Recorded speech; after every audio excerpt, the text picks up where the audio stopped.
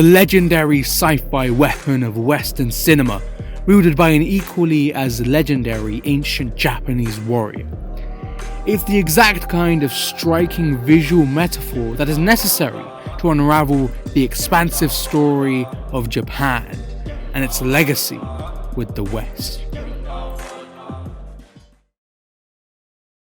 Let's begin our story in familiar territory, Star Wars. It's hard to imagine a cultural phenomenon just as impactful as Star Wars. I mean, George Lucas really did create something that has ingrained itself into Western culture. Along with Spielberg, the man practically invented the summer blockbuster. But all of this is pretty much common knowledge, and anyone who has spent any amount of time obsessing over Star Wars will know all of the little quirks and inspirations that went into crafting A New Hope. In fact, it's the tacit nature of this information that acts as a testament to the wide reach that these films have really had. One of these inspirations, a man that has been explicitly revered by Western filmmakers, is one Akira Kurosawa. If I may be allowed to drag in my own opinion for a second, Kurosawa's work is the kind of stuff that defines an entire generation, such as its ability to capture mesmerizing art in its purest form. And Kurosawa is vital for our story today because he had a profound impact on Lucas when he was writing Star Wars, whether that impact be through literal plot elements or more of a general creative impression. For one thing, A New Hope shares many of its skeletal plot structure with Kurosawa's The Hidden Fortress. That's something that has, been shared across social media so many times by dozens of articles and media posts. Some people go so far as to even call it blatant plagiarism. Certainly though, there was a sort of cultural osmosis at play. Kurosawa's cinema redefined and sharpened elements of Japanese history and ideology, and A New Hope utilised the same perspective on filmmaking and storytelling to encourage a massive cultural shift. To understand what I'm talking about, let's look at the 1954 movie, Seven Samurai. One of the central themes of the movie is heroism, and how heroes can manifest and come together in different ways. Kurosawa takes the idea of a samurai, a figure shrouded in concepts such as honor and courage, and he examines how reality offers a layer of moral complexity to these people. Are they simply fueled by a sense of duty, or are they self-serving and reluctant to risk their own lives? And how does this contrast the chaotic nature of the bandits? In essence, how does the samurai's katana contrast the bandit's musket? What we really see going on is a complex examination on the nature of good versus evil, ideas that take clear inspiration from Hollywood westerns such as those of John Ford. And in turn, Lucas takes inspiration from Kurosawa and those same westerns to create his own film, A New Hope, which rummages through all of the grime that lies in between two extremes of good and evil. I could go on, but the point is, to reduce either of these films down to the blanket statement of good triumphs evil completely misses the point, in my opinion. And I bring up this example because it exists to showcase how two filmmakers from two very different nations and environments can touch upon the same subject with equal levels of nuance through the medium of cinema. It's amazing, truly amazing, to see how two radically different regions of the world are able to fuse ideas and innovate to create truly spectacular art. And in reality, it's far from the only example of such an occurrence. Hey, wait, hold up a second. What are some of the other examples of this happening? Well, I'm glad you asked, because researching the interesting and obscure interactions between Japan and the West has been one of my only obsessions over the last few weeks. So please, allow me to indulge you. It makes sense to trace back this story all the way to the first contact that Japan had with the West. In his book, A History of Modern Japan, Richard Storry writes, "Such was Japan, a land of political chaos but economic growth, when some Portuguese, on their way by junk to Macau, were driven ashore by a contrary wind on a small island off the coast of Kyushu. So far as we know, they were the first Europeans ever to set foot in Japan. This event occurred around 1542, And it wouldn't actually be until a few years later that the Europeans properly marked their campaign into Japanese territory. In 1549, they arrived at Kagoshima in Kyushu, the first and also most distinguished Christian missionary to visit Japan. This was the Portuguese Jesuit, Francis Xavier. And it's here that we arrive at the birth of geopolitical relations between Japan and the West. For Japan, they were thrust into brand new trading markets, a chance to expand their resources. But the fear of colonization, the trail of blood left by Europeans wherever they went, well, it just lingered in the air.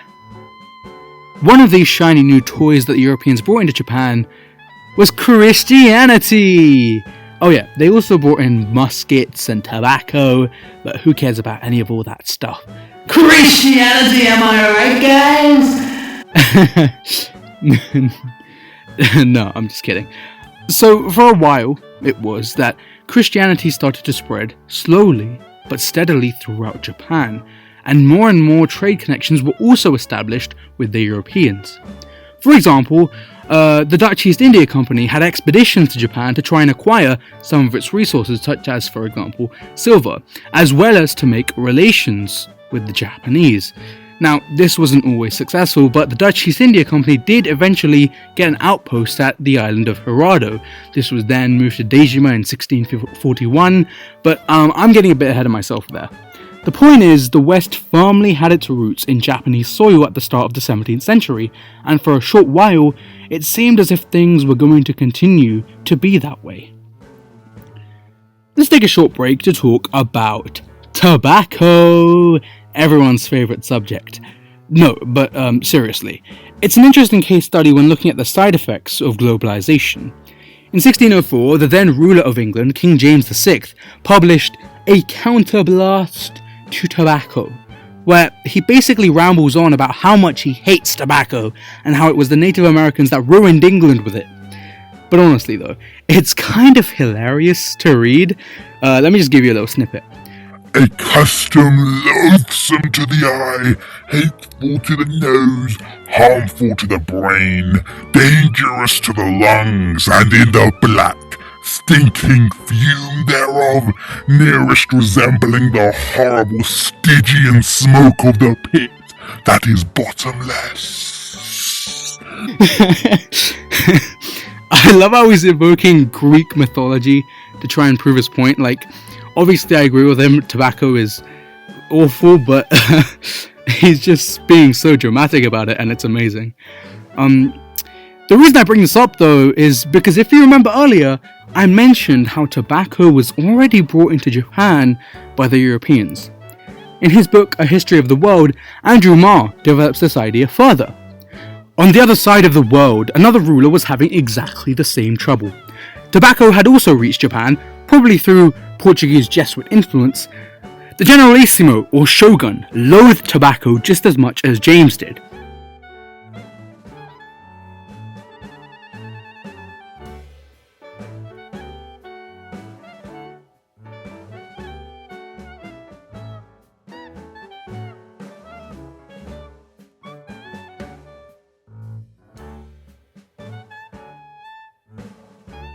Moving on, we're at the start of the Edo period, and a few major events occur. A few times in the 1610s, there were prohibitions on Christianity. As Storry aptly puts it, thus the religious bigotries of the West poisoned the relations between the European traders in Japan. Another snippet. So in 1612 and again in the following year, Ieyasu issued edicts prohibiting Christianity, but these were not enforced very strictly.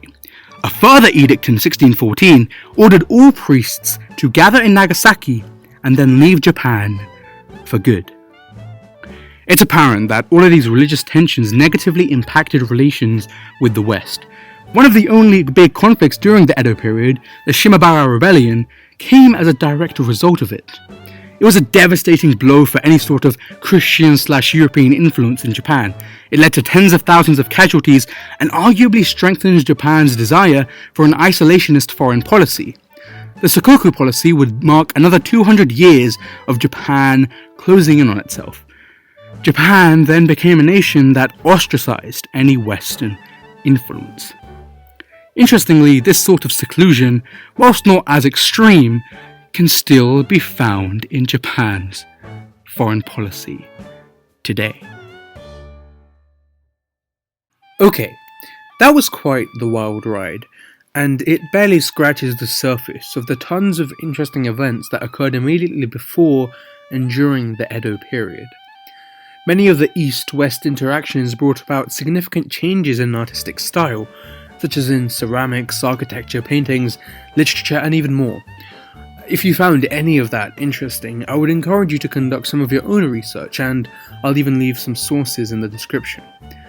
For now, let's take a massive time skip and arrive at a point in history that should be just a teensy bit more common knowledge.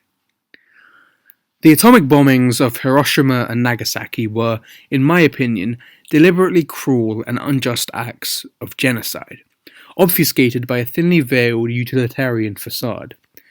This is one of those instances where all parties are really to blame, and where the victims are ultimately the innocents. Obviously, Imperial Japan committed some heinous crimes. The militant members of the Japanese government ensured a totalitarian strangle over Japan, a nation that, as a result, became stubborn over surrender even when severely outmatched. But that never granted the Allies a justified reason to drop bombs on civilians. America was perhaps motivated by a few different reasons, whether that be a race against Stalinist Russia to end the war, the delusion of morale bombing, or simply a desire to flex American might and power. None of these reasons, however, justified properly the use of atomic bombs. Now, why am I all of a sudden talking about this incident? A moment ago, I was dwelling on 16th to 17th century history. Well, it's because this particular event provides a stark contrast to the relatively simpler interactions that originally occurred when Japan first came into contact with the West. In the span of just a few hundred years, we see an incredible escalation from an event such as the Shimabara Rebellion, which, itself was quite bloody, but, fast forward and we've reached the leveling of multiple cities. And this might just be me, but I find that thought quite a scary one. I want to focus a bit more on the impact that the bombings had on Japanese society. A lot of complex and reactionary emotions were expressed through the medium of art. The immediate victims and the generations to come after found a new outlook on life that we can still see applied today. Sankichi Toge's poem from his collection Jumbaku Shishu, or Poems of the Atomic Bomb, reflect an urge to seize back what was ripped forcefully from the innocence of Japan. Give back the human. Give back my father. Give back my mother. Give back my elders. Give me my sons and daughters back. Give me back myself. Give back the human race. As long as this life lasts, give back peace that will never end. My reading there does not do any justice to the melancholy, funereal tones that this poem manages to capture. It really did have me speechless when I first read it. Another particularly interesting example of post-war retrospection comes from the author Kazuo Ishiguro, who was born in Nagasaki in 1954 and then moved to and grew up in England. His writing does a great job at capturing the impact of the war from both a Japanese and Western perspective, and he takes a great care to craft his characters around these historical events. The example that springs to mind is the very first line of A Pale View of Hills, where the protagonist, Etsuko, is a woman from Nagasaki who now lives in England and dwells on the sadness in her past. The first few lines immediately draw connections between Japan and England, and the tensions between the two that Etsuko wishes to forget. For paradoxically, it was he who wanted to give her a Japanese name, and I, perhaps out of some selfish desire not to be reminded of the past, insisted on an English one. Ishiguro's other novels also deal with subject matters set in a post-war, post-atomic bomb backdrop, with a notable example being An Artist of the Floating World, which directly confronts the deluded notions of wartime Japan and how post-war politics with the West needed to be addressed. This is something that Ishiguro himself has directly stated in an interview with Bomb magazine. Quote, "I tend to be attracted to pre-war and post-war settings because I'm interested in the business of values and ideals being tested, and people having to face up to the notion that their ideals weren't quite what they thought they were before the test came." While we're on the topic of Japanese literature influenced by Western culture, I want to talk about Haruki Murakami for a bit. I recently read his HardBoiled Wonderland and the End of the World, and in all honesty, I was mesmerized by how he manages a succinct blend of multiple ideas, all channeled into conjuring surreal realities, as well as expressionist streams of consciousness that his characters just spew out, and how all of this is just somehow seamlessly sewn together. Many people, especially Japanese critics, criticize Murakami for being a bit too Western, but Murakami himself, he said that he considers himself to be a black sheep in the Japanese literary world. But at the same time, he contests this idea by saying, "I got my own style. Not Japanese or American style, but my style." And this made me ask the question, can Japanese and Western ideas coexist? History shows us time and time again the devastating consequences of such interactions.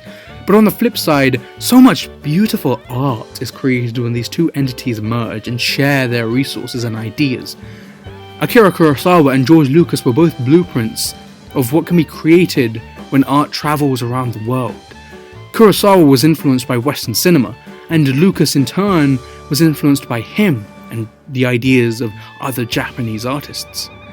So perhaps the question isn't, can they coexist, but rather, how can they coexist while avoiding the bloodshed that stains the past?